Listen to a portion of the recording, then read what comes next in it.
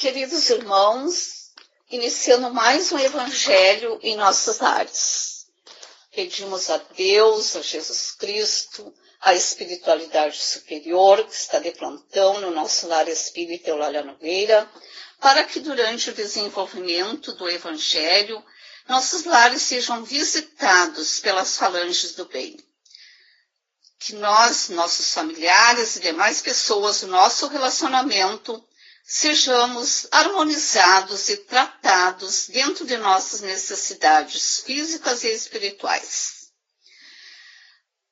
Hoje é do capítulo Dai gratuitamente o que recebestes gratuitamente. Itens 7 a 10. Mediunidade gratuita. Os médiuns modernos, porque os apóstolos também tinham mediunidade, igualmente receberam de Deus um dom gratuito, ou de serem os intérpretes dos espíritos para a instrução dos homens, para mostrar-lhes o caminho do bem e conduzi-los à fé, e não para vender-lhes palavras que não lhes pertencem, porque não são o produto de sua concepção, nem de suas pesquisas, nem de seu trabalho pessoal.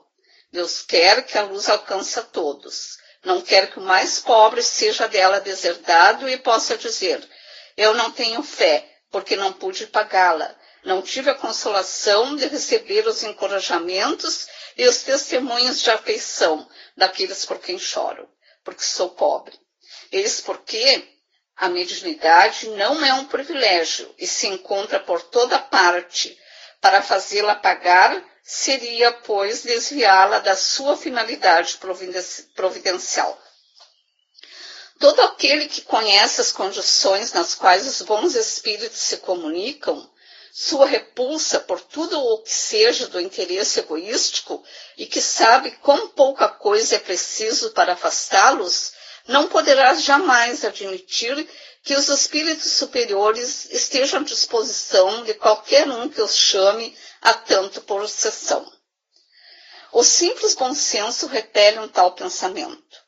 Não seria também uma profanação evocar a preço de prata os seres que respeitamos ou que nos são caros? Sem dúvida, pode-se assim ter manifestações, mas quem poderia garantir-lhes a sinceridade? Os espíritos levianos, mentirosos, espertos e toda a multidão de espíritos inferiores, muito pouco escrupulosos, vêm sempre e estão sempre prontos para responder ao que lhes perguntam, sem se importarem com a verdade. Aquele, pois, que quer comunicações sérias deve primeiro pedi-las seriamente, pois depois de se esclarecer sobre a natureza das ligações do médium com os seres do mundo espiritual. Ora, a primeira condição para se conciliar a benevolência dos bons espíritos é a humildade, o devotamento, a abnegação e o mais absoluto desinteresse moral e material. Ao lado da questão moral, apresenta-se uma condição efetiva, não menos importante, que se prende à própria natureza da faculdade. A mediunidade séria não pode ser e não será jamais uma profissão. Não somente porque seria desacreditada moralmente e logo comparada aos lidores de sorte, mas porque um obstáculo material a isso se opõe. É uma faculdade essencialmente móvel, fugidia e variável, com a permanência da qual ninguém pode contar.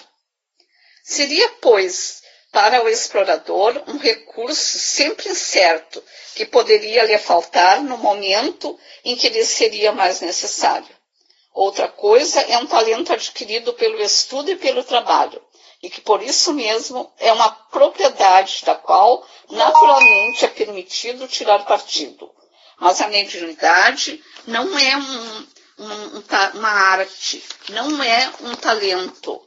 Por isso, ela não pode se tornar uma profissão. Não existe senão pelo concurso dos espíritos.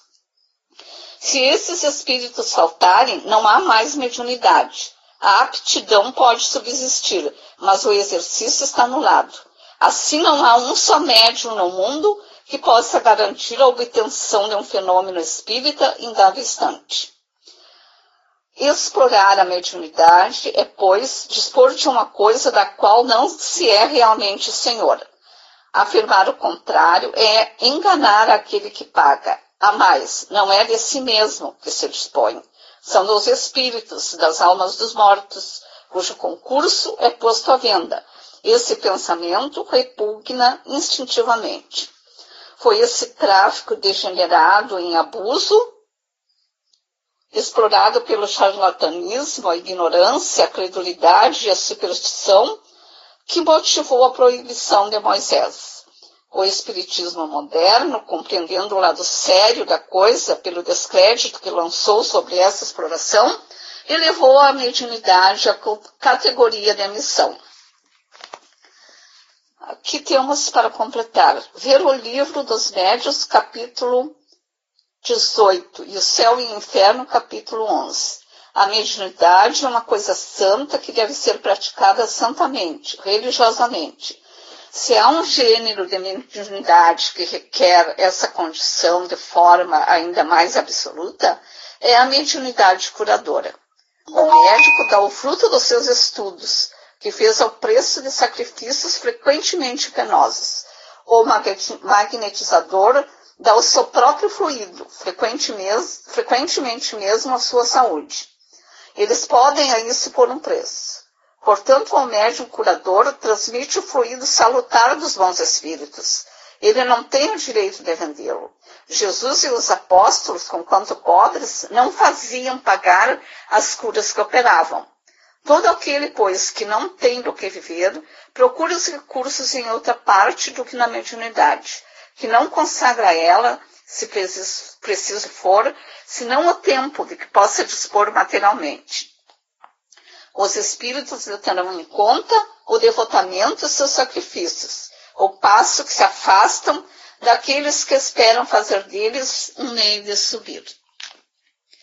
Então, irmãos, vemos aqui o alerta aos médiuns quanto à mediunidade, de que a mediunidade tem de ser exercida separada do nosso lado profissional.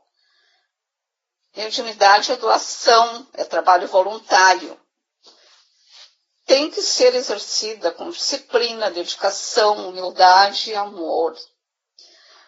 Enfim, são coisas que todos nós médiuns estudamos nas casas espíritas onde frequentamos, mas que nunca é demais saber. Então, queridos irmãos, vamos adquirindo essas qualidades ou esses cuidados com o tempo, com o estudo e com a prática da mediunidade. Então, agora vamos finalizando. Vamos pedir pelas pessoas que estão com seus nomes mencionados para atendimento. Vamos pedir pelos doentes nos hospitais, em seus lares, para que a espiritualidade superior leve um socorro a todos. Pedimos harmonia na natureza, paz nas famílias e saúde para todos. Que nossas águas sejam magnetizadas com os fluidos de que estamos necessitando. E assim encerramos com toda a nossa gratidão o nosso Evangelho no Lar do dia de hoje.